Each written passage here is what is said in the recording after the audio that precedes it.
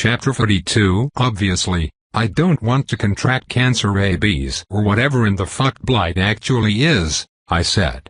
But I'm willing to listen if you think there's a way I can strike a deal with the hold. I briefly considered the golden seal of the researcher tucked away in my storage space. I was pretty sure that if I showed up at the gates and flashed that bad boy, the howlers would welcome me in with arms open wide. But that was also a powerful single-use item, and once I used it, there would be no getting it back. If there was a way I could win their trust and hang on to the medallion as well, I was interested. Even if there were complications. "They are having blight issues," she replied, her sour smile transforming into a mischievous grin. "The hold itself is located near one of the largest loot arcades on the 7th floor. That's why they built the safe harbor there in the first place. But something nasty has taken up residence and they've been reluctant to send their own people out to deal with it, since the aspirants are all out and on the warpath." "Let me guess," I said, "that's the job you're supposed to handle to get back into their good graces?" "You're more perceptive than you look," she replied. "If you help me, I suspect that good grace might extend to you as well. Plus, I'd be willing to vouch for you." I looked at her askew. "Yeah. I feel like having you vouch for me might do more harm than good. And even if that's not the case, there's no guarantee that helping you will get my foot in the door." "It certainly won't hurt your chances," she replied, "especially since it seems that you're at least partly responsible for all the trouble with the aspirants. If you want to open trade with the hold, this would be an excellent olive branch. The thing about the howlers is that they never forget a debt." She paused, barring into me with unflinching eyes. "They also never forget a transgression. Knowingly or not, you've brought trouble to their doorstep, but if you fix one of their problems they will remember." I grunted, already knowing I was probably going to say yes. "Let's just say for 1 minute that I'm interested. What exactly are we dealing with?" I asked, before taking a long slug of coffee. It was lukewarm and bitter, which pretty much summarized my feelings about this whole operation. "Hold on. I've already accepted the bounty and have the details saved to my grimoire." She raised both hands, fingers flying through a complicated set of arcane gestures. "I'll just share it directly with you." After a few more intricate motions, she clapped her palms together, then pulled them apart in quick succession, revealing an enormous leather tome, floating in the air directly in front of her. "What the hell is that?" I asked incredulously, gesturing toward the floating book. The cover appeared to be crafted from human skin and the book looked like it was meant to summon the old ones from the fathomless depths below. I wanted one. "It's my localized virus interface portal," she said offhandedly while flipping through several pages. I didn't see anything about that anywhere in the monolith. She flipped another page and finally glanced up. "That's because you're operating on the newest iteration of the virus," she said matter-of-factly. "I'm still using a much older version. Iteration 16.6. I could upgrade, but prefer the old ways." She affectionately tapped the dusty parchment pages. "I don't see the windows as you do. Instead, my localized familiar speaks to me through journal entries. There are a few compatibility issues with the newer monoliths, but I find it's worth the occasional headache." "What do you mean the newer monoliths?" I asked, confused. "Are you talking about the ATMs?" She nodded. "I'm not sure when exactly those came around, but when I first looked, the monoliths resembled large standing stones with ancient glyphs carved into their surfaces. I'm told you can still find some of those older versions if you go deep enough down. The Black Forest on floor 74 is supposed to have quite a few. Now, do you want to see the entry or not?" I had about 1,000 questions, but I also really wanted to see the entry. Obviously, the flayed monarch was mobilizing his forces, so I was working against a shot clock and needed to make some friends of my own. And the faster the better. "Yeah, fine. Show me the stupid entry," I grumbled. She waved her fingers over the pages and they flickered wildly, as though caught in a strong gale. An otherworldly light emanated from the tome, conjuring ghostly green text that lazily backstroked across the air. There were clearly similarities between this and my own 8-bit notification system, but the differences were still fascinatingly stark. Even the language was old-timey and weird. Like something out of a Shakespeare play. If Shakespeare had been on bath salts. Funtime Frank's Jungle Gym Jamboree. Peril Assessment Quotient. Current geographic position, 7.56.02.88-20 East 7th floor, Quadrant 16, Sector 23. Once a youngling's paradise, a sanctum of swaying slides, cacophonous mechanic games, and delightful clockwork jamborees, now a den of pain and inequity of the most horrifying order. The provisions are abominable, the costs preposterous, and the cleanliness so dubious, it hath earned the scrutiny of the Plague Doctors Consortium. Verily, thou wouldst never wish to sojourn here, yet fate hath other plans, for no child can resist the wondrous allure of this carpeted hellscape. Twisted by the accursed blight, the entertainments within this mythic trove of trinkets have metamorphosed into hellish riddles, crafted with the sole aim of mauling, disarticulation or, in the most blessed of circumstances, incurable emotional scars. The Ort pits are a nightmarish tableau of bladed playthings and venomous murk. The marionette shows? 'Tis best to remain silent, for they instruct in matters most grotesque. As for Funtime Frank, the mechanical beast of yore, on him we shall not expound. He is a subject most ominous, to be considered only with dread and loathing. The sole redemption? Should thou survive this dire excursion, the lute, in a twist most ironic, is nigh wondrous. Hark! When next ye hear the jingle, once a herald of merriment, know ye must confront Funtime Frank. And Frank shall bring ruin upon thy household for 10 generations. Reward, 3,500 experience points, 15x copper delver loot tokens, 3x silver delver loot tokens, 1x golden mercenary loot token, 1x sapphire loot token. Accept quest? Yes no. I read the damn thing over 3 separate times, and it was like someone was talking in cursive at me. Still, I gleaned enough to get the gist of it. This was some kind of Chuck E. Cheese, Discover Zone mashup, bursting at the seams with games, questionable food, plastic play tunnels, and a nightmarish animatronic band, which was presumably led by Funtime Frank. I don't want to be a party pooper, Croc said, its eyes gliding over the text hanging in the air, but this seems like a terrible idea. I've never personally seen Funtime Frank, but I've heard of Funtime Frank. Also, anecdotally, several years ago I was working with a trio of delvers who tried to raid a particular arcade against my advice. Let me guess, I interrupted, they were beaten to death with their own limbs. Wait, did I already tell you about Maria, Chad, and Robert? Croc asked. I sighed. Of course they'd been beaten to death using their own limbs. We need to find a way to make friends with the Howlers, and this seems like the best way to do that. You love making friends, I said, eyeballing the dog. I thought you'd be on board. Although my desperate need for a friendship does haunt my every decision like an angry ghost I shall never be rid of, protecting my best friend forever is my top priority. And that's you, Dan. You are my BFF, and I care about you even more than water slides or Froyo or the critically acclaimed book and movie series Twilight, which is why I need to tell you that this is a very bad idea. Maria, Chad, and Robert died in minutes, and that was before Funtime Frank contracted the blight. He'll be far more powerful now, the dog continued. And this is a 3-star job. That might not sound particularly ominous, since it's only 1 star higher than the mediocre mart, but the threat assessment ratings aren't linear, they are exponential. A 2-star rating is twice as difficult as a 1-star rating, and a 3-star rating is twice as difficult as a 2-star rating. Whatever we are dealing with will be well above level 20. Even level 30 isn't out of the question. This is a suicide mission. He's not wrong, Temperance admitted readily. She almost sounded happy about it, which was concerning. There is a reason why the Howlers haven't dispatched a strike force, and it's not just because they are shoring up their defenses in case the aspirants decide to take a shot across the bow. Funtime Frank is dangerous and there is a chance we will die. With that said, it is not as hopeless as it seems. I have it on good authority that Frank is only level 25. Tough but not impossibly so. Then why such a high threat rating, I wonder?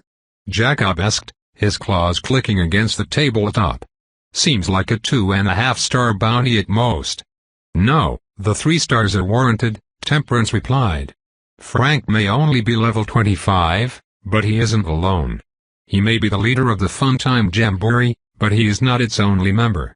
To take him out, we'll need to take out the whole band, too. And they're all at least level 18. How many of them are there? I asked. It's a classic 5-man band, she said, including Frank, of course. I glanced at Croc. An image of the mimic sprawled out on the floor, a single footstep away from death, cartwheeled through my thoughts. The mimic had warned me that picking a fight with Mohawk was a bad idea. I hadn't listened and it had very nearly cost Croc its life. I couldn't let that happen again, especially since the researcher's seal would likely grant me access to the safe harbor without any complications. The potential upside was worth the risk in my estimation, but I'd only do it if Croc was fully on board. What do you think? I asked the mimic in all earnestness. You know the stakes. Establishing a trade relationship with the Howlers is crucial, but if you sincerely think it's a suicide mission, we can try to find a different way instead. What do we do here, buddy? You, Dan, are trusting me, Croc, to make the call? Croc asked, its googly eyes suddenly the size of teacups. Maybe if Maria, Chad, and Robert had listened to you, I replied with a shrug, they wouldn't have been bludgeoned to death with their own limbs. Friends trust their friends, and I don't aim to make the same mistake. So what do you think? Do we help her out or not? I think you've just made me the happiest normal human dog in the whole world, Croc said. I also still think this is a terrible idea. What if he came with us? I asked, nodding at Jacob. I liked the oddball German, but I still didn't trust him for shit. In his defense, I didn't trust anyone other than Croc at this point, although Baby Hands was slowly edging his way into my inner circle. That weirdo was a hard worker. My mistrust also extended to Temperance, but she was only 2 levels higher than me, and she didn't have a mythic emblem as an ace tucked up her sleeve. If push came to shove, I was confident I could at least get away from her, if not outright kill her. Jacob was another matter, entirely. Still, no man was an island, and if I was going to hold my own against the monarch and the aspirants, I wasn't going to be able to do it alone. I'd need to trust other people eventually, and so far, the Sendril had proven himself to be reliable if nothing else. Maybe he'd kill me the second he got the chance, or maybe not. But if I didn't take a few risks, the monarch was 100% gonna put me in a coffin. And I'd probably be alive and without an ounce of skin on my body when he did. My question gave Croc a long pause. Finally, the mimic dog bobbed its head, googly eyes jiggling wildly. Between the 4 of us, I think we'd have a shot. Croc turned to look at the Sendril. The real question is, will you help us? Jacob regarded his talons for a moment, as though in deep consideration.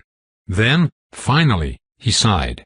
We're a sag, Masach be saggin', as my countrymen say. I think the closest English expression is, in for a penny, in for a pound. I will help, but if we are going to do it, best to be smart about it. Getting the 2 of you, he glanced between me and Temperance, up to level 20 must be our highest priority. If we can do that, maybe we can beat Frank and clear the blight. Well fuck it, I said with a grin. Let's go power level our asses off then kill evil Chuck E. Cheese. Chapter 43. The plan was simple, elegant, and as insane as it was ballsy. Head over to Funtime Frank's Jungle Gym Jamboree and grind the lesser blight-infected dwellers who lurked within, until eventually we were strong enough to take on Frank and his animatronic Jamboree posse. I had my reservations. Croc and I had visited one of the loot arcades on the 3rd floor, and though I wouldn't want to fuck around with a mobile murder muncher, it didn't seem like a great place to grind up loot or levels. The arcade we'd visited was just too small. Not much bigger than the arcade they had at the Kenwood Town Mall in Cincinnati. Temperance and Jacob assured me that wouldn't be a problem. It seemed the loot arcades of the 7th floor were legendary for their size, and apparently Funtime Frank's Jungle Gym Jamboree was a legend even among other legends. Hell, it was the sole reason the Howlers had settled on this trainwreck of a floor in the first place. Frank and his animatronic band had always been bad news, but they mostly stayed in the big top, which was well away from the gaming floor and the prize booth. The other horrors that called the Jungle Gym Jamboree home, however, were also stronger and far more aggressive than they'd ever been before. That's what the blight did.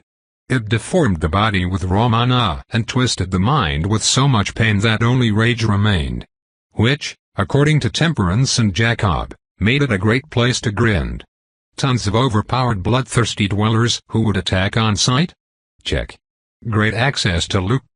Double check. Plus no one else in a 10-mile radius would be stupid or crazy enough to step foot in there, so we wouldn't have to worry about the aspirants, not inside the arcade proper, anyway. There were a few things to take care of first, however. I'd leveled up after our throwdown with Mohawk and the others, and Jacob had given me my cut of the relics from the aspirants we'd killed. They were distributed based on a keep what you kill loot policy. So Temperance walked away with the majority of the trophies, since she'd officially taken out both Mohawk and face tattoos, but I scored a few good items. The spell slinger I'd killed had a few decent relics, and even though most were a mixture of common and uncommon, she'd had a pair of rare great relics as well. 4 of the 10 had been utility-based. Homing Pigeon was the relic version of the twinning string, and allowed the user to tag a single location, then find their way back, while Warning Bells was a vastly shittier version of my Spelunker's Sixth Sense. Similarly, Common Bestiary was a weak sauce version of the Researcher's Codex, except it only worked on dwellers and only if they were under level 15. And, like Wikipedia, sometimes the info was just flat out wrong, since all the entries came from Delver observations. Her 4th utility, Bed Rest, was a decent, if underwhelming, passive that let the user regain health and mana at an accelerated rate while sleeping. She had 1 physical attack relic, with a similar effect to my force multiplier but for bladed weapons, and another that minorly increased constitution.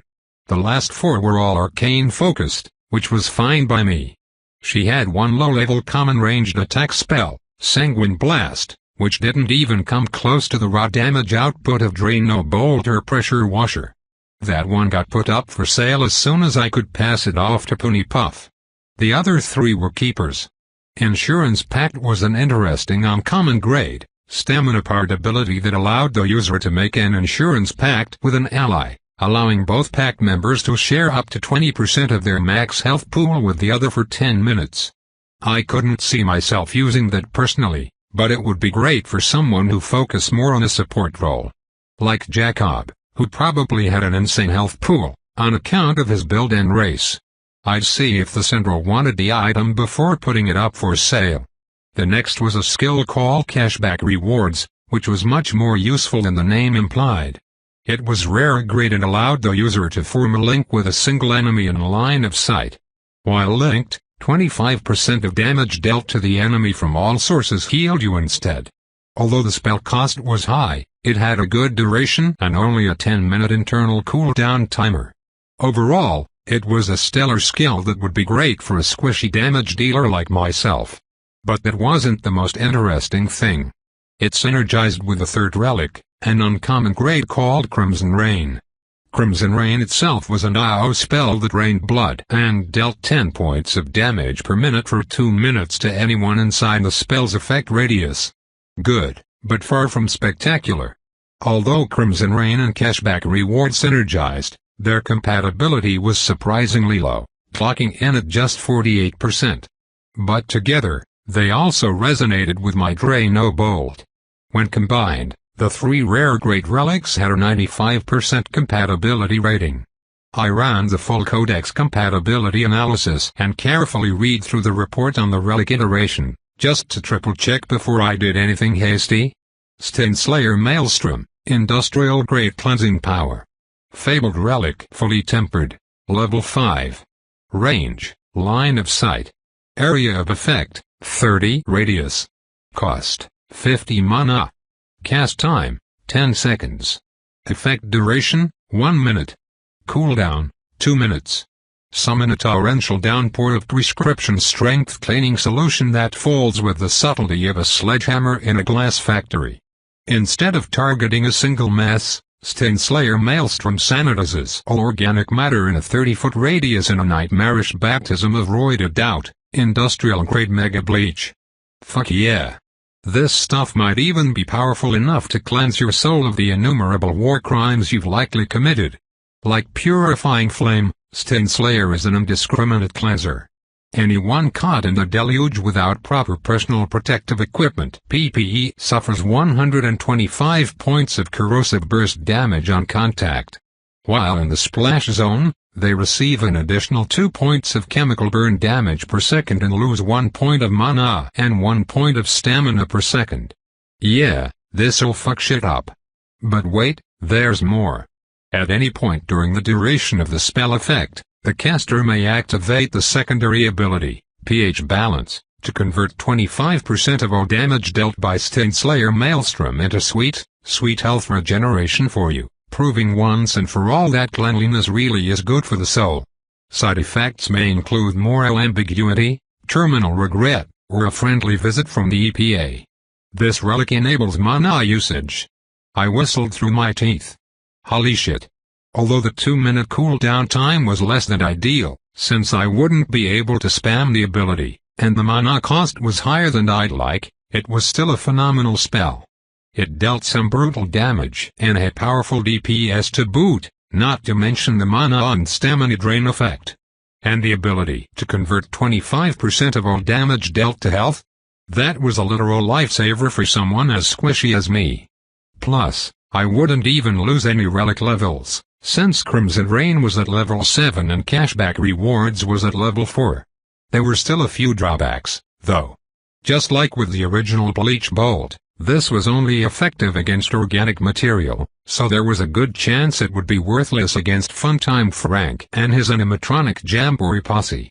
Still, 95% of the dwellers I'd stumbled across so far were organic, so Frank was a short-term problem.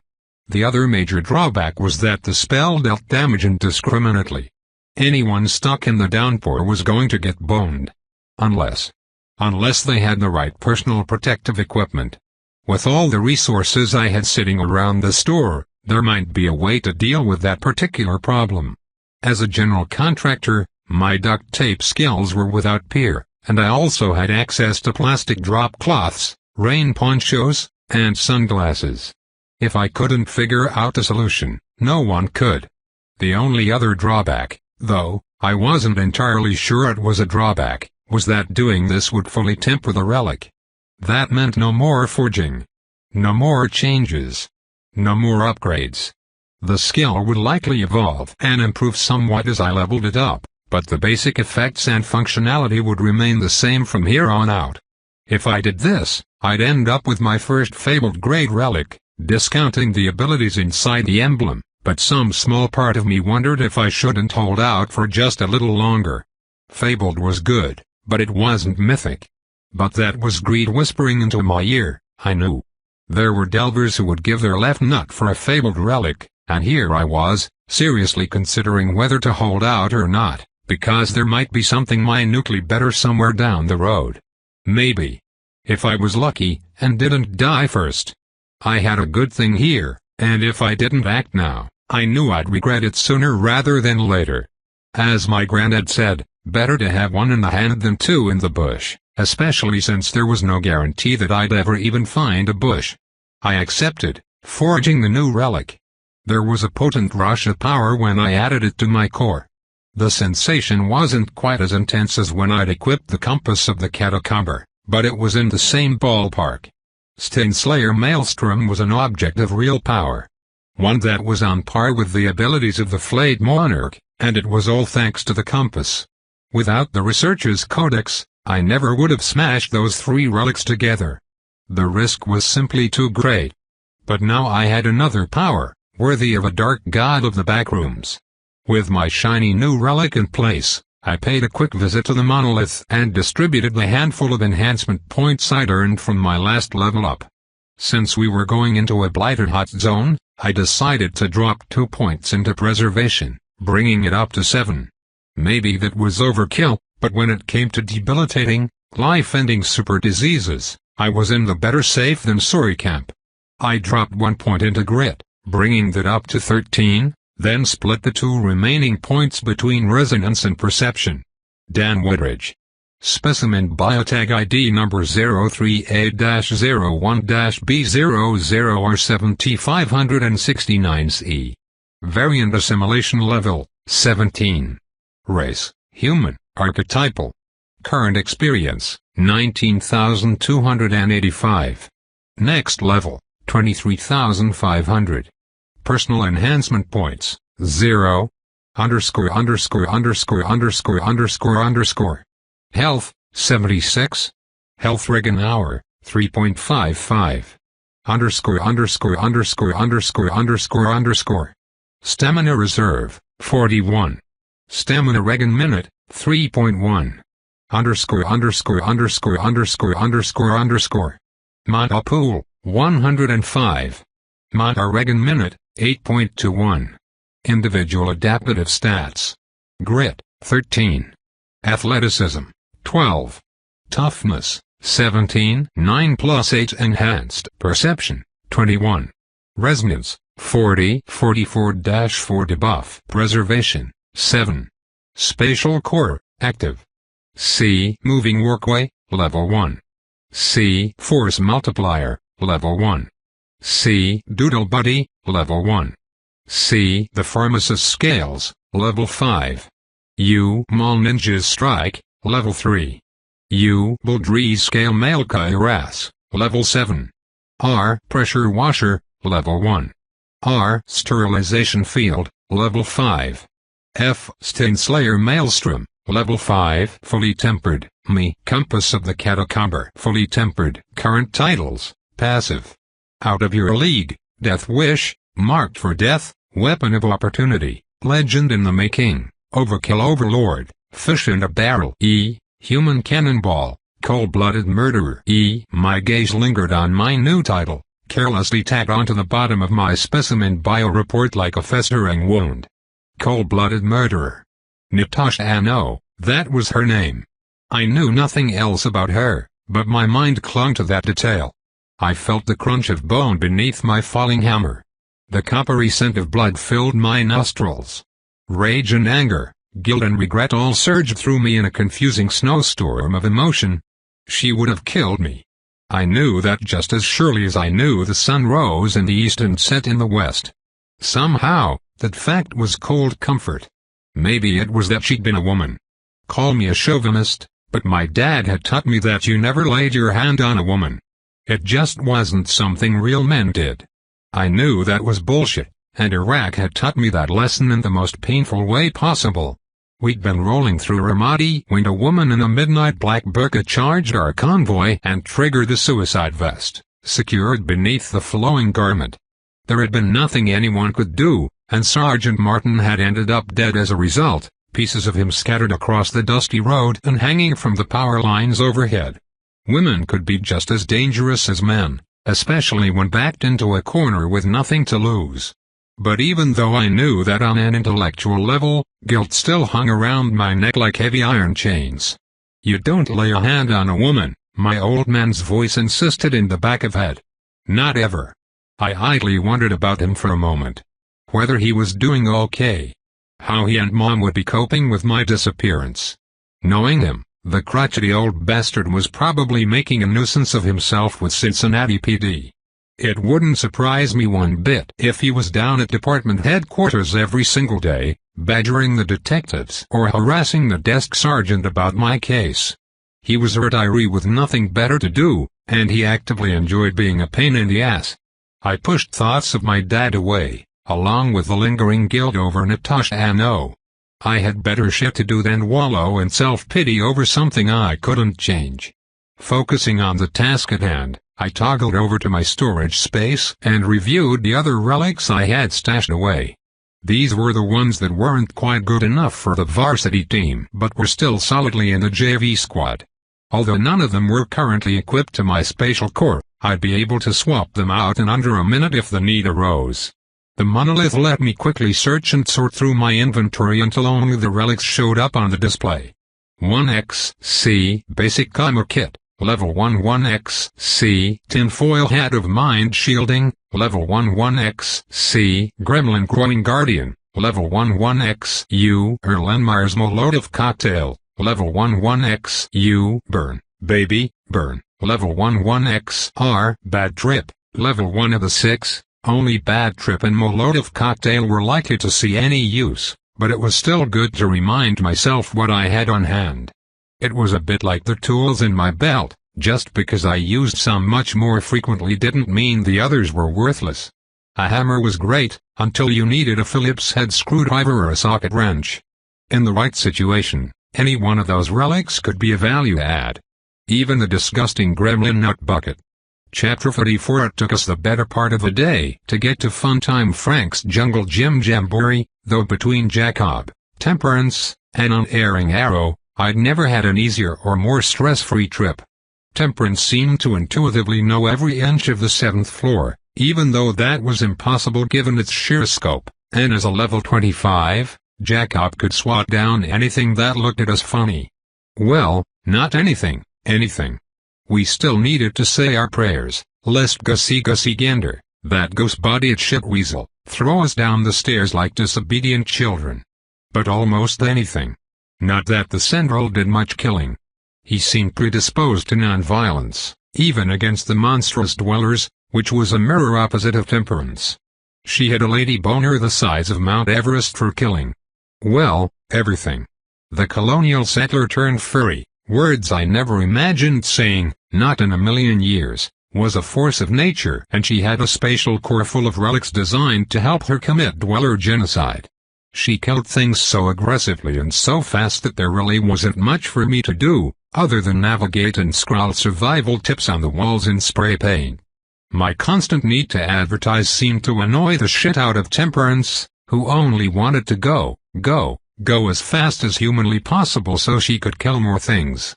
But I wasn't going to pass up a golden opportunity like this one, and for all her homicidal prowess, she couldn't navigate this place the way I could.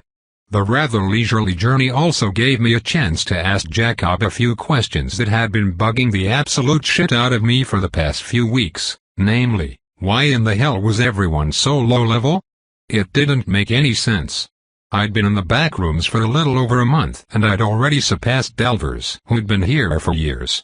Sure, I had advantages no one else did, but the compass didn't make me inordinately stronger or faster than other delvers. So why the weird disparity? Turned out, the reasons were legion, and the enigmatic German was only too happy to explain in excruciatingly comprehensive detail, which frustrated Temperance to no end. She was less interested in talking and more interested in stabbing. You must remember that your experience is quite atypical, Jacob explained while Temperance looted the body of a locker lurker, which had tried to get the jump on us. The lurkers were basically giant hermit crabs, who used the dilapidated lockers as makeshift shells. They were some of the weaker dwellers on this floor, and easy enough to dispatch, so long as you didn't run into a cluster of the clawed sons of bitches. Finding a powerful navigation relic so early on was an exceptional stroke of good fortune for you, the Central continued. Most new delvers are not so lucky. And because of that, they cannot wantonly cavort across several floors over the span of a few weeks. It simply isn't done.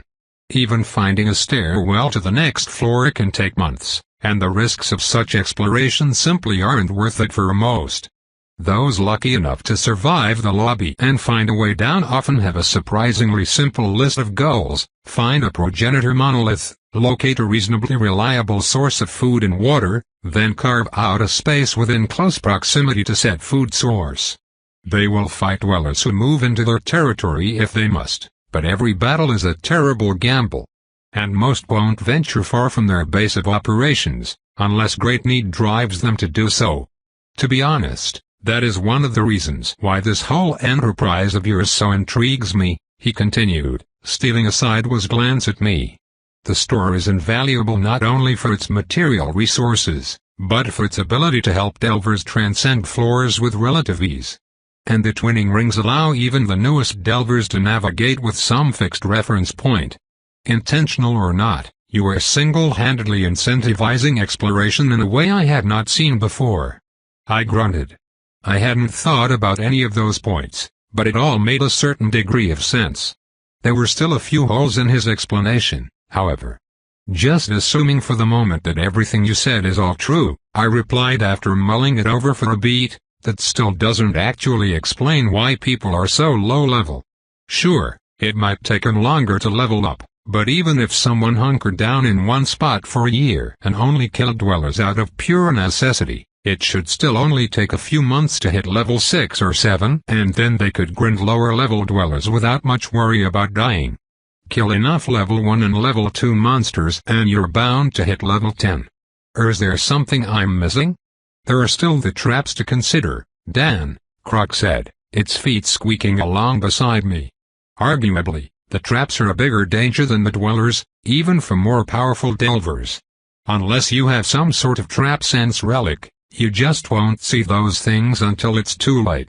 Approximately 63% of all the delvers I've ever worked with died to traps or environmental hazards. The mimic makes an excellent point, Jacob agreed. Having the ability to navigate is only half the problem, and there is one other factor worth taking into consideration. Perhaps the biggest factor of all. And that is? I asked, curiosity piqued. The researcher, he replied, somber as the grave. Many delvers assume, erroneously, that when you kill a dweller you receive experience points from the creature itself. A common misconception, especially because that is the way that it works for dwellers, like Croc. He motioned at the dog. But you must remember that the delvers and dwellers are of an entirely different metaphysical nature. Dwellers are a product of the backrooms, birthed by the progenitor engine, so their bodies are naturally compatible with the strange magic of this place. If that's true, then why do the dwellers get progressively stronger the deeper down you go? I asked. Seems like strength would be a function of time, not location. The older a dweller gets, the stronger they get. But Croc's been around for decades, and it was only level 7 when we first met. If it can just kill other dwellers and eat their power, Croc should be ridiculously up by now. It's a phenomenon called mana displacement effect, Croc said, chipper as ever. If we kill other dwellers we can consume and absorb their essence, which has an effect similar to experience points, but our spatial cores are leaky. Filled with holes just like my body. The dog waggled its bottom, showing off the assortment of dime-sized gaps punctuating its rubbery skin.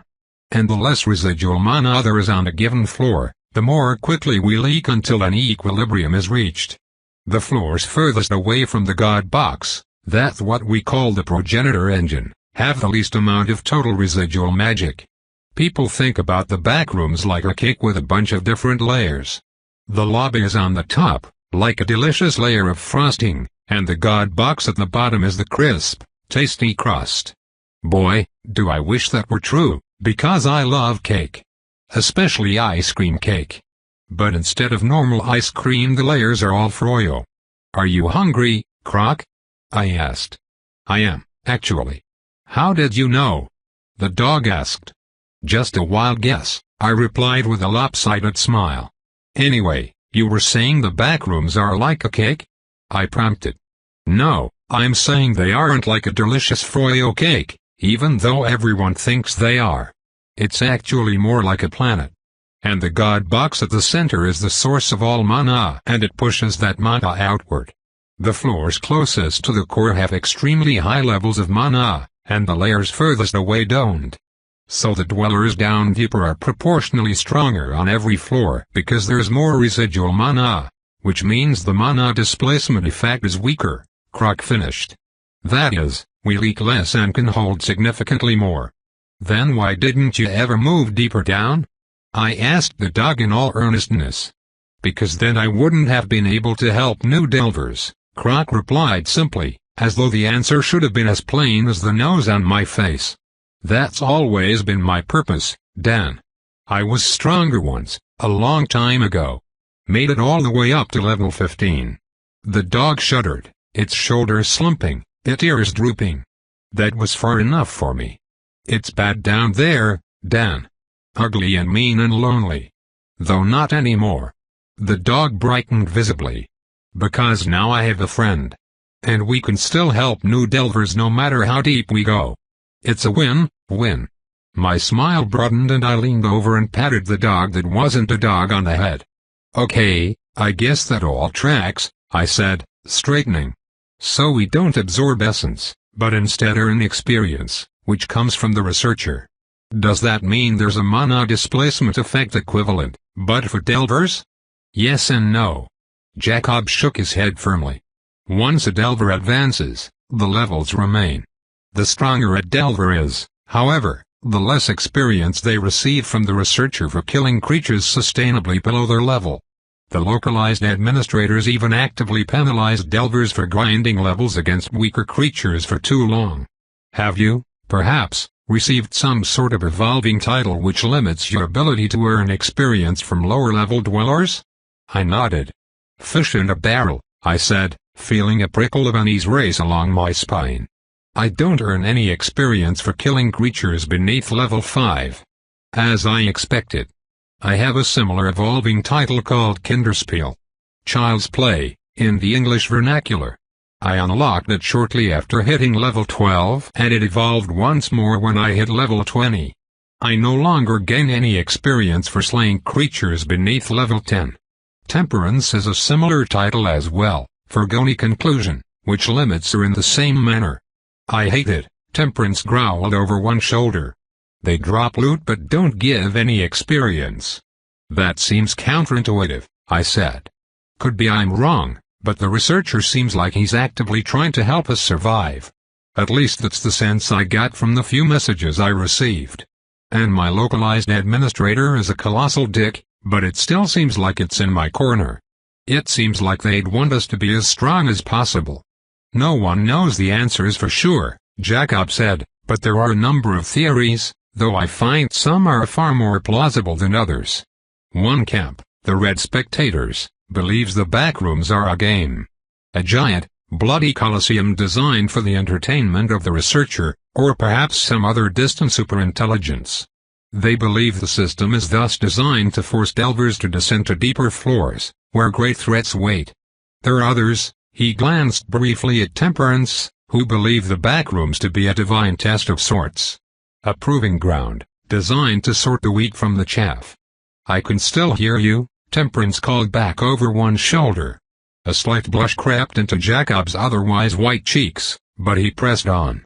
The roomkeepers, like our Temperance here, believe the chosen few who pass the trial by making it to the 1000th floor are whisked away to a distant paradise world, where there is no suffering or pain or misery. But to get there, you must first endure the inferno and come away purified. That or be purged. You make it sound like the Christian heaven, Temperance growled from up ahead, but it isn't. It's more like Valhalla. Just an endless feast with food and beer and sex and violence. The backrooms are here so that only the worthy may enter the grand hall. That sounded like a bunch of pseudo-religious bullshit to me, but then what the fuck did I know?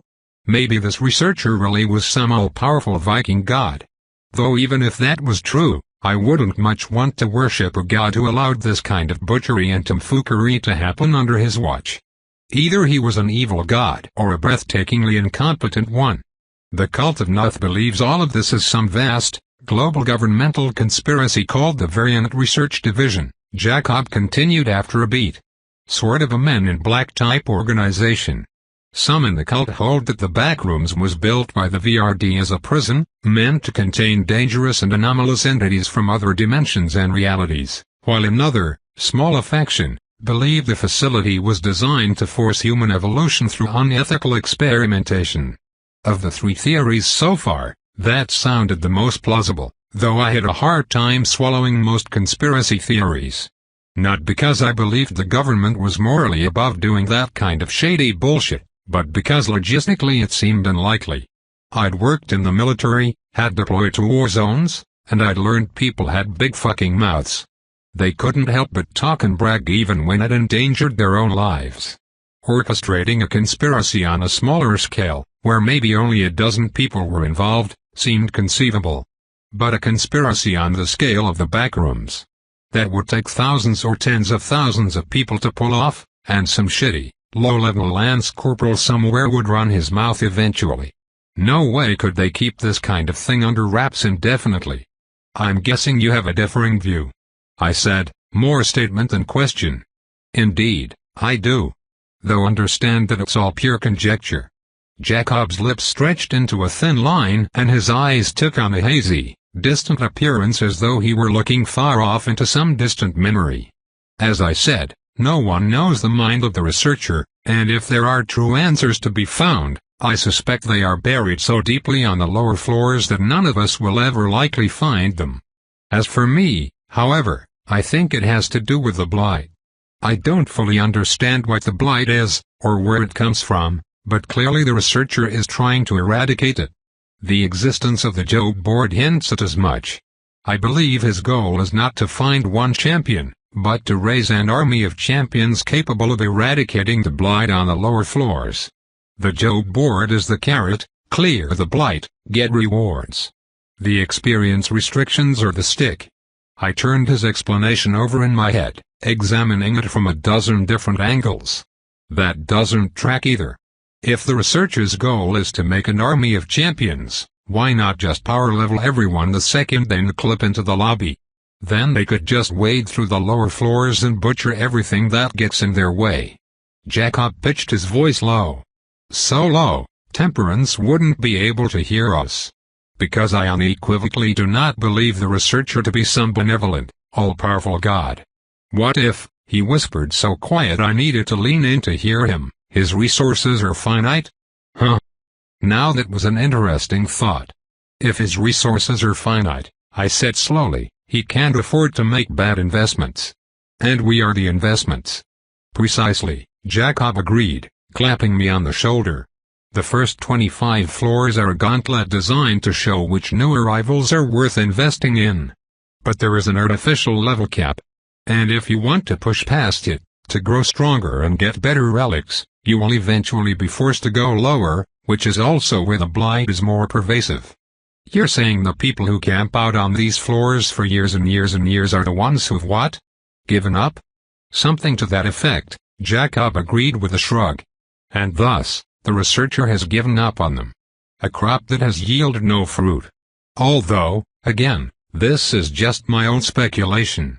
Perhaps it is a cruel game for the amusement of some galactic audience. Or a vast conspiracy or an inferno, meant to purify the chosen for paradise. The only way to know for sure is to go deeper. The conversation had given me a lot to noodle on, but I couldn't put the cart before the horse. If I wanted to live long enough to get actual answers, I'd need to survive Funtime Frank first. And that? Well, that would be easier said than done. As we rounded a corner, I caught my first look at the Jungle Gym Jamboree and I instantly regretted the decision to come here. Chapter 45. Stepping into Funtime Frank's Jungle Gym Jamboree was like plunging into another dimension entirely. This place wasn't a simple mall arcade, like the place Croc and I had raided on the 3rd floor. Nope. The Jamboree was a neon-drenched city that was like the bastard love child of Chuck E. Cheese and a traveling carnival. A vast ocean of arcade games stretched out for as far as I could see, video games, pinball, basketball shootout, claw machines, racing simulators, spin-and-win ticket machines, and enough skee-ball machines to accommodate an army of rowdy kids, all hopped up on Mountain Dew and adrenaline. The aroma of pizza mixed with the sickly sweet scent of funnel cake and cotton candy assaulted me like a closed fist to the nose. My stomach grumbled at the mere idea of hot food that hadn't been cooked in a microwave, but I pushed that thought away. We had business to handle. Rising up from amongst the games like impossible skyscrapers were janky carnival attractions painted in a variety of eye-searing colors. They clanked and dinged and hummed with a dizzying symphony of mechanical noises and discordant music. An old-school Ferris wheel turned off in the distance, its buckets empty, but the wheel rotating continuously all the same. There were garish, brightly lit carousels and bumper cars, a spinning teacup ride and an elaborate mirror maze. Even a full-sized train, which roared around the perimeter at insanely dangerous speeds. The real jaw-dropping wonder, however, was the incomprehensibly huge network of plastic play tubes that crisscrossed the city-sized fun zone, zigzagging through the air high overhead. Like the veins of some gigantic creature, they twisted and turned, rising high then plunging low, branching off into long curlicue slides, ball pits, and secret hideaways. It was an above-ground labyrinth with branches and entryways scattered liberally across the jamboree. Although it beggared the imagination, in theory a kid could enter the tubes on one side of the arcade and emerge miles away without ever having to set one foot on the sticky purple carpet. In the center of the city was a huge, striped tent marked by a large neon sign that read Funtime Frank's Funhouse Jamboree Zone. Heavens to Betsy, it's absolutely breathtaking, Croc whispered reverently from beside me, its googly eyes fixed firmly on the hundreds of different slides, all in various shapes and sizes. I mean, just look at all those slides. Sure, it's not a water park, but it's still 1,000 times better than the Burger Barn Play Palace. You don't want to go down any of those slides, Temperance growled, her eyes continually roving for potential threats. Some have saw blades embedded in the tubes. Others are studded with nails or crisscrossed with piano wire or bombs. Even the relatively harmless ones aren't actually harmless. The Howlers lost the Delver to one of the ball pits a few months back. By the time they got to him, there wasn't enough left to fill a coffee mug. Croc's tail wilted. What monster could do something so terrible? The back rooms are a hard place, Jacob replied solemnly, and there are many dangers. The delvers that come here know the risk. Oh, I'm not talking about the delvers, Croc replied. I mean, that's sad too, I suppose. But I was talking about the slides. How could someone ruin something so pure and joyous? Croc shook its head, eyes sad. It's a travesty. I snorted. Of course, Croc was concerned about the slides. I choked back a laugh and absently patted the mimic's head. I'm sure we could find one that's safe to use, I said reassuringly. But first we need to take care of Funtime Frank. I eyed the interconnected plastic maze. It looked like the only way to access the big top was through the tube network. But that also meant we probably wouldn't have to worry about stumbling into Frank prematurely. We aren't ready for Frank, Jacob said, almost as though he were reading my mind. Not just yet, anyway. He unclipped the metal frisbee from his belt and secured it to one arm. There was a click and the disc unfurled, transforming into the large tower shield I'd seen before. If we take him on as we are, we shall surely perish. Both of you, he looked at me and Temperance in turn, need to level. Where to first? Temperance asked, idly twirling her meat cleaver, clearly eager to get to the butchery. We'll want to redeem loot tokens before we head into the funhouse, the Syndrome said, but we'll want to get tickets first. Tickets? I asked, frowning. I don't remember seeing tickets at the last loot arcade we visited. The Jungle Gym Jamboree is different than most of the other arcades, Temperance said. It's why the Howlers built the hole here in the first place. There are still vending stations, gas-shaping machines, and temporary tattoo dispensers, Jacob explained. But all the arcades have those, he added. At least above level 100 they do. But the bigger arcades, like this one, also have prize booths.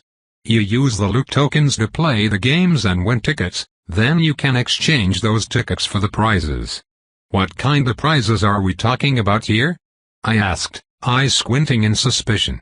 Because gambling away loot tokens seems pretty fucking dumb, especially when the toy machines are a sure thing. Trust me, Jacob said, serious as a heart attack, the risk is worth the reward. They aren't cheap, but if you are both skilled and lucky you can win powerful artifacts and even uncommon or rare relics. And unlike the gas-shaping machines, you know exactly what your prize will be, assuming you earn enough tickets to secure your desired reward. What about killing dwellers? I asked. Obviously, I was interested in the prospect of getting some cool new shit, but the primary reason we were here was to grind levels. Don't worry about that, Temperance said with a sadistic grin and another twirl of her meat cleaver. The games that give the most tickets are the ones that involve killing. Lots and lots of killing. I'd never heard her sound more excited, which made me nervous. Although I hadn't known Temperance long, I'd known her just long enough to realize that fun for her was a nightmarish, LSD-fueled hellscape for everyone else. But that probably did mean we were going to get some awesome experience.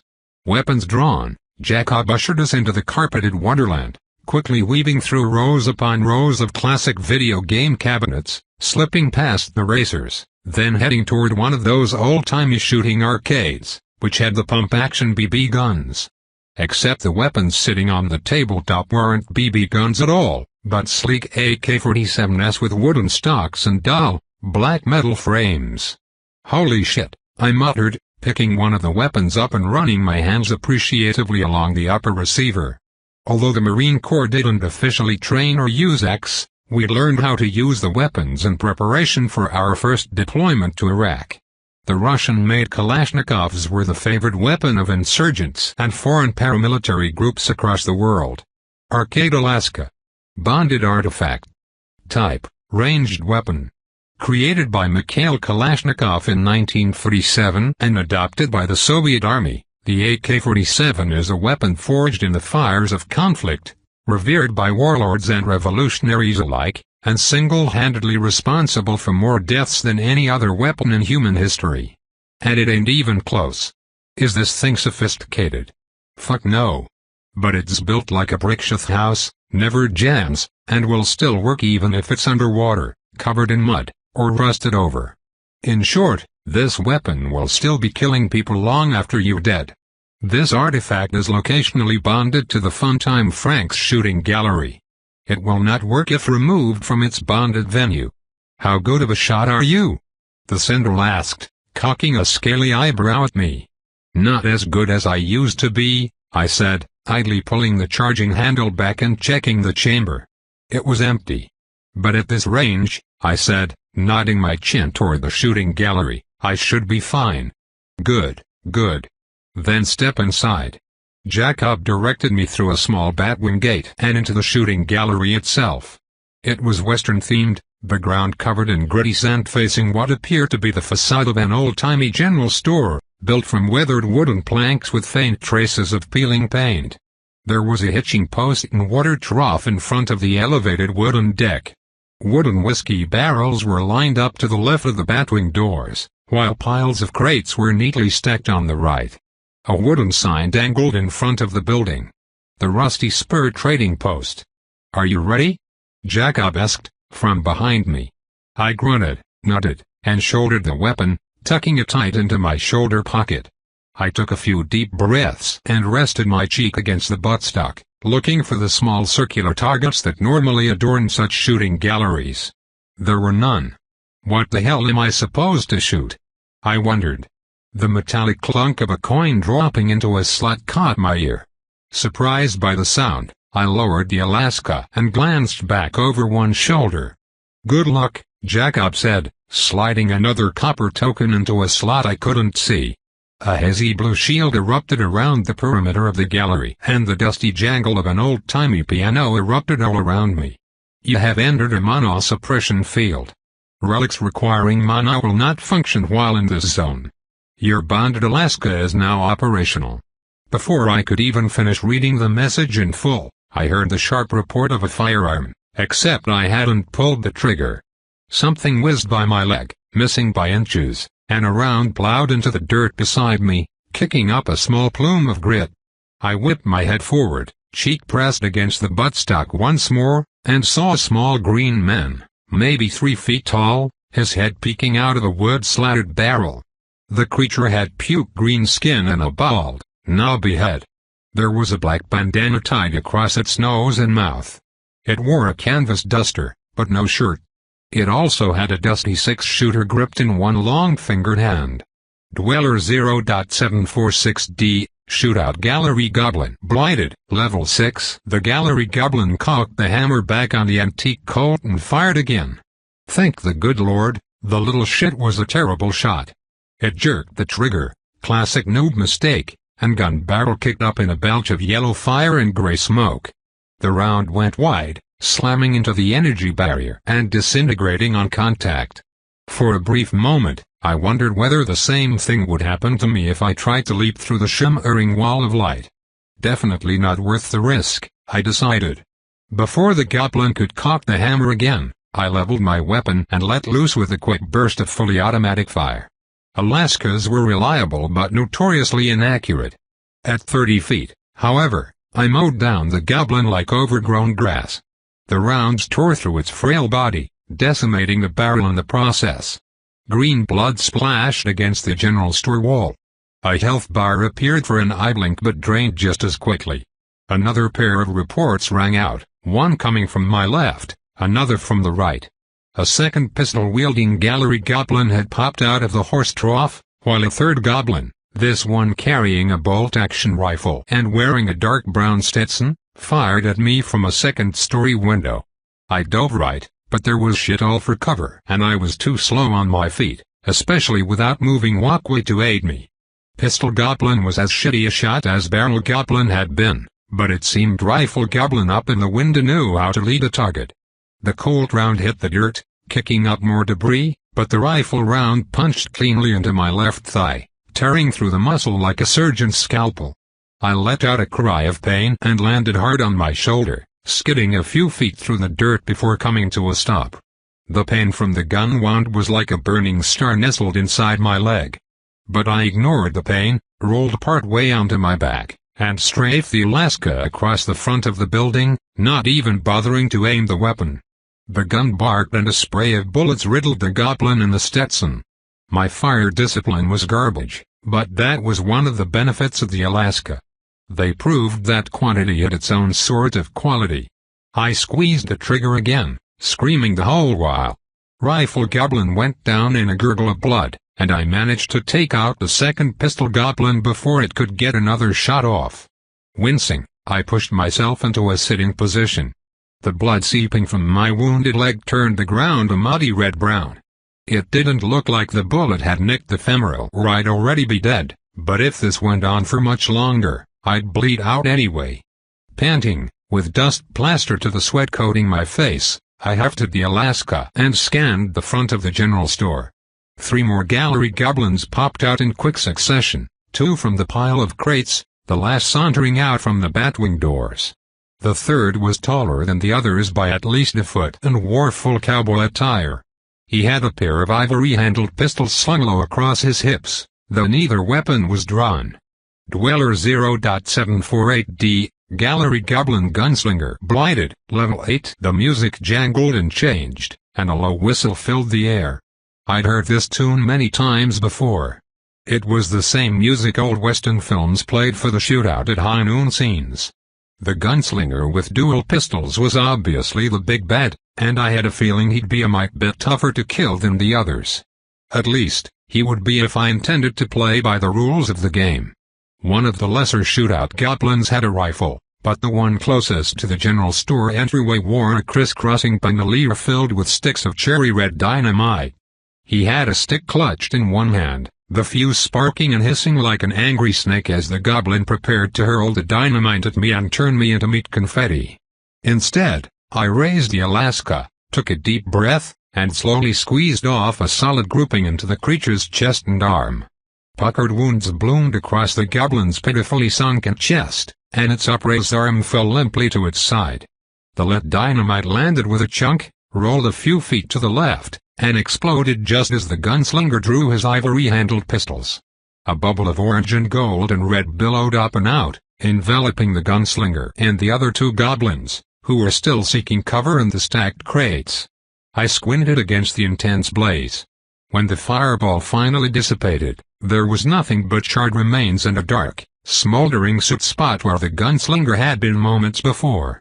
The wooden sign, which had previously read, "The Rusty Spur Trading Post," strobed with fire engine red neon lights, "Winner. Winner. Winner." The arcane suppression field engulfing the shootout fizzled and died. When I tentatively tried the Alaska again, it had gone inert. Just a dull, lifeless hunk of metal and wood once more. Research achievement unlocked. High noon hijinks. Howdy, partner. You just survived a rootin' tootin' gunslinger shootout against the notorious gallery goblins at Funtime Frank's Jungle Gym Jamboree. Most delvers aren't crazy enough to dick around with these guys, but then you're no ordinary delver. You're a fucking moron. But hey, you shot your shot and only got a little shot in return, so I guess it all worked out.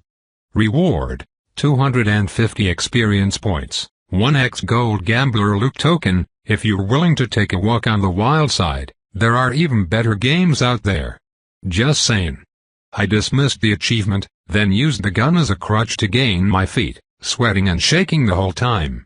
With a growl, I wheeled on Jacob and the others, offering each one a look that could strip paint. "What the actual hell, you blue falcon assholes!" I bellowed, hurling the weapon down in a puff of sand and dirt. "I could have died, you as clowns." "Oh my god, Dan," Croc said, wilting under my stare. "I am so sorry. I had no idea." "Yeah, but these douche canoes did," I said, shifting my glare between Jacob and Temperance, the latter of whom was grinning like a lunatic and actively trying not to laugh in my face. "I got shot, you dickheads." I gestured at my leg, still bloody and ragged from the wound. "But you survived," Jacob said, sounding unperturbed.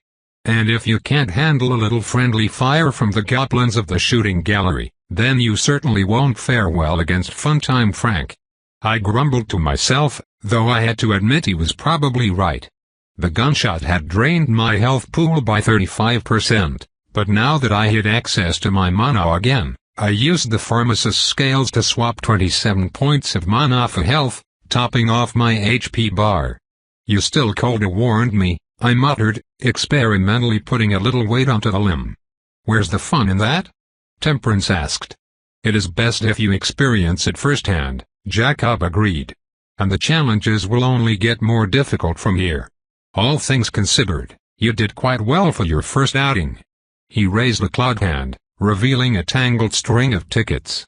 "You earned 75 tickets for that little performance, plus a decent amount of experience to boot." I grunted, but realized he was right. I'd earned the 250 points for the research achievement, but another 150 for killing the goblins, though the numbers seemed a little on the low side to me. The 4 basic goblins had each been level 6 and the gunslinger had been level 8. I would have expected accordingly higher experience payouts. When I asked Jacob about it, he simply waved away my doubts. "That's quite normal. A dweller's level isn't the only factor. Your level is also factored in, and then there is the quality of the creature itself to consider. Most of the dwellers slave to the arcade games are of the lowest quality. D grade." "Eh? Come again now?" I asked, looking sideways at the central. "All dwellers are classified by a letter ranking system, Dan," Croc said, tail waggling. "It ranges from S to DS as for super powerful, basically god-tier dwellers. If you see one of them, you're probably already dead. A grade tend to be location bosses or store managers, like the Harmacist or the Rat King. B grade are the basic iterations, semi-intelligent, with 1 or maybe 2 level-appropriate relics. Then comes C grade and finally D grade, like those gallery goblins. D grade aren't actually considered true dwellers at all. They're more like living artifacts or summoned minions, conjured by a class dwellers. Sort of like the doodle buddies you can make. They look like the real deal, but die quicker and only operate on a basic set of scripts. Although the arcade creatures are all D grade, Jacob said, they still give out decent experience and, more importantly, tickets. He held up our prize. "And there are other games. Better games. This one was just to get you warmed up and familiar with the idea. But the real games, the ones with the best experience and ticket payouts, cost substantially more to play." A crooked grin stretched across Temperance's face. "They are also far more deadly." I withdrew the gold gambler loot token I'd earned for unlocking the High Noon Hijinks research achievement and held it out. The gold glinted in the lights overhead. "What kind of game could we play for something like this?" I asked, suddenly feeling an ember of excitement ignite inside my chest. True, tossing me unprepared into the shooting gallery had been kind of a dick move, but now that I was over the shock, I had to admit this place was pretty amazing. even if it was also deadly as hell. Getting additional experience all while earning tickets for the prize booths sounded fun. Maybe Temperance's murderous ways were starting to rub off on me, because I honestly couldn't wait to see what was next.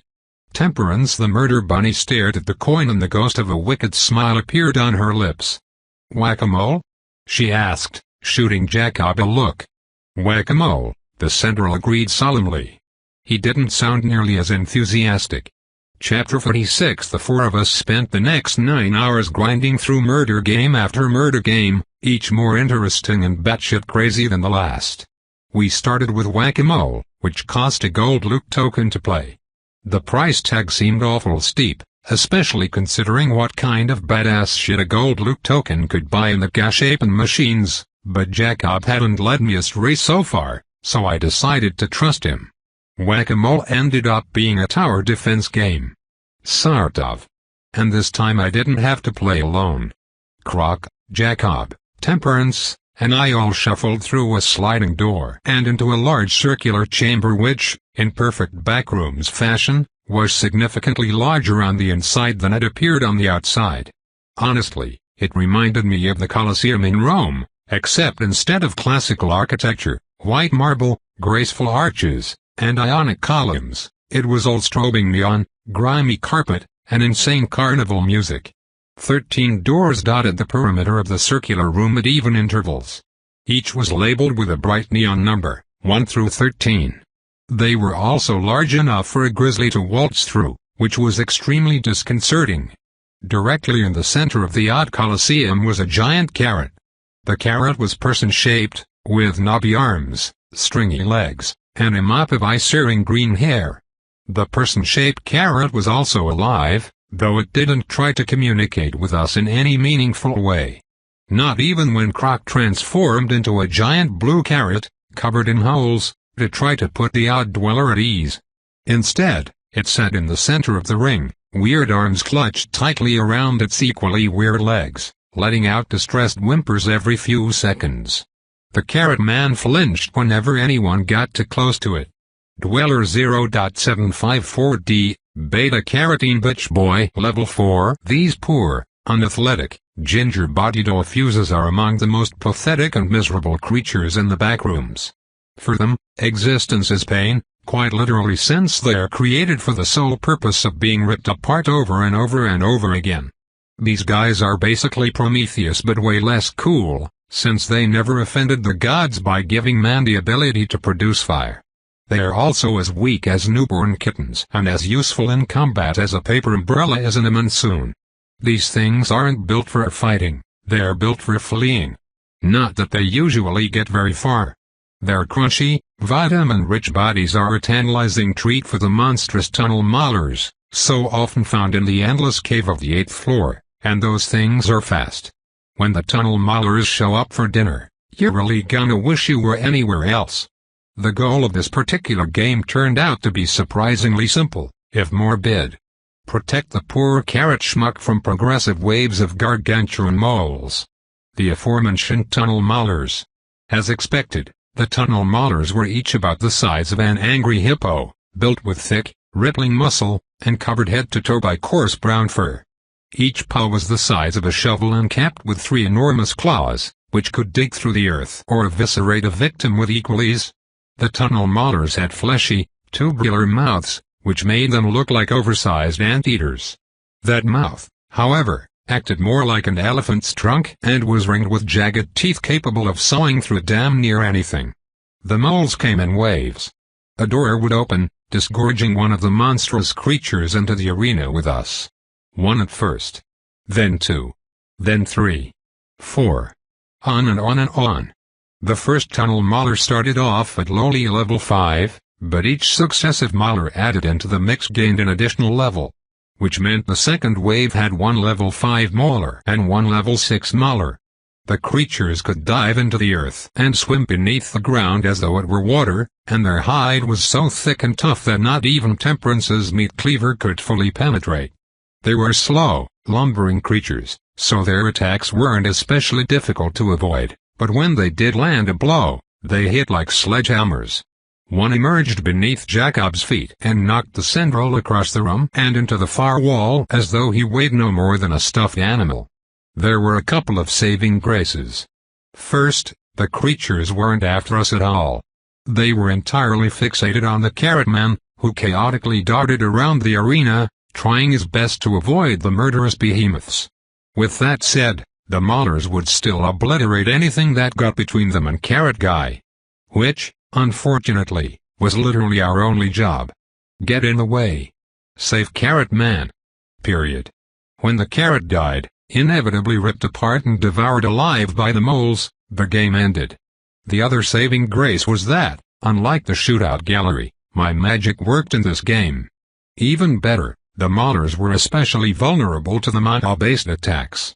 I got to try my shiny Nustain Slayer Maelstrom spell for the first time, and it was exactly as awesome as I'd been hoping for. The spell took longer to cast than I'd like, but the effect was worth the wait. Violent, swirling blue clouds formed overhead and poured fat, sizzling drops of blue-white corrosive rain down on anything inside a 15-foot radius. It left melted bodies, chunks of bloody meat, and foaming blue puddles of corrosive devastation in its wake. Honestly, ensuring I didn't accidentally catch my teammates in the area of effect was the biggest drawback to the new spell. For close combat and single targets, Pressure Washer worked like a champ, easily carving through the layers of fur, fat, and muscle like a hot knife through a pat of butter. Still, even with Jacob, Croc, and Temperance, we only managed to get to the 11th wave before one of the maulers mangled the manic carrot. It's like he has no sense of self-preservation at all, Croc noted as the carrot actively ran toward a group of encroaching maulers. The dog was right. The carrot was almost as scared of us as it was of the maulers, even though we were actively trying to save the dumb shit. It had all the brain function of an actual vegetable and was literally too dumb to live. It ended up blundering into one of the maulers during the 11th wave and was subsequently ripped apart, orange gore splashing across the arena floor as the carrot mewled in pain. That part left me feeling uneasy, and I ended up using a blast of pressurized water to put the poor bastard out of its misery. Its oddly human cries would probably haunt me until the end of my days. Although the maulers didn't drop relics or even shards, they gave great experience points, far better than the bird-chested goblins from the shooting gallery. Plus, we got tickets. 750 for making it all the way to the 11th wave. Not too shabby, though we would have earned an even 1,000 had we managed to win the game and survive all 13 waves. We would have played again, but each game had a 24-hour cooldown period. There were plenty of other games, though. And they were all just as disturbing as Whack-A-Mole. Each was based on a classic arcade game or carnival attraction. Assuming those games were live-action and produced by the director of the Saw franchise. I'd played Duck Pond more than once as a kid. My parents would take me whenever the traveling fairs rumbled through during the hot summer months of southern Ohio. A legion of semis and RVs would roll in like the high tide, take over an abandoned section of parking lot, and set up their rusted rides and con games for a few weeks at a time. Then they'd pack up and move on with heaps of cash, leaving before they had a chance to outstay their welcome. My family would go every summer, often more than once, and Duck Pond had been among my favorite games, mostly because you were guaranteed to win. All you had to do was fish out one of the floating rubber ducks from a plastic kiddie pool, then you'd win whatever was stenciled on the bottom of said duck. Most of the prizes were terrible, but like I said, you always came away with something in hand. The Backrooms version of Duck Pond was more or less the same. Except the rubbery ducks were each the size of a Rottweiler. Some ducks were exactly what they appeared to be in awarded tickets. Other ducks were mimics, some as high as level 20. Others still were bombs. Or arcane traps. One just sounded like a car alarm going off, but there was no way to shut off the blaring racket. Thanks to Spelunker's sixth sense, though, I was able to easily avoid the terrible assortment of traps, so we cleaned up. We stopped just once to raid one of the many concession stalls that littered the vast arcade. There were several food courts scattered around the jamboree, but they all required either tokens or tickets and I wasn't keen to spend my resources on food. Not when I had all the resources I needed back at the store. But the concession stalls were different. Those were guarded by adolescent snack shack sentinels, armed with cystic acne and razor-sharp spatulas. None of the zit-faced dwellers were higher than level 10, and we put them down in short order, giving us access to all the food we could eat.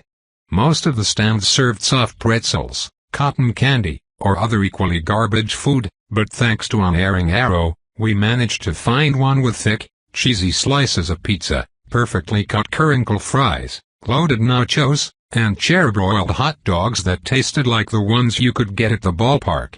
Best of all, the food offered temporary buffs that lasted for up to 4 hours in some cases. Eating the pizza granted the stuffed crust health bar, which restored 5 points of health over 5 minutes and increased health regen by 2% for 4 hours. Eating more than one slice restored additional health, though the regen bonus didn't stack, which sucked a wrinkled nutsack. Finishing an extra slice did renew the buff duration, however. The nachos came with the carb load buff, which had a similar effect but for stamina.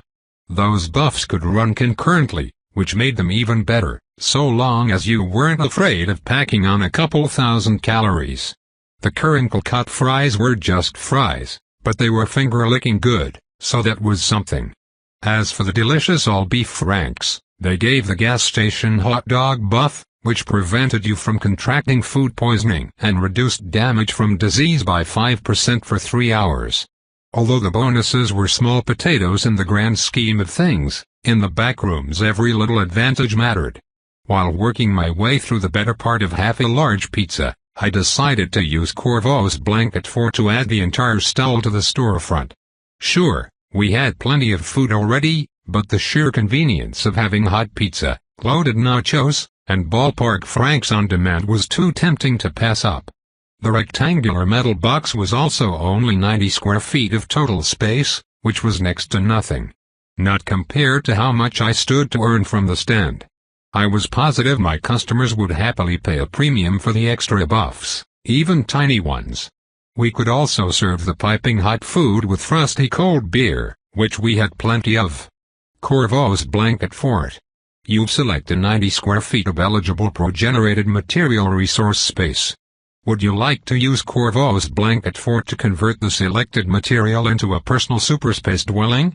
Proceed yes/no? I'd never accepted faster in my whole life.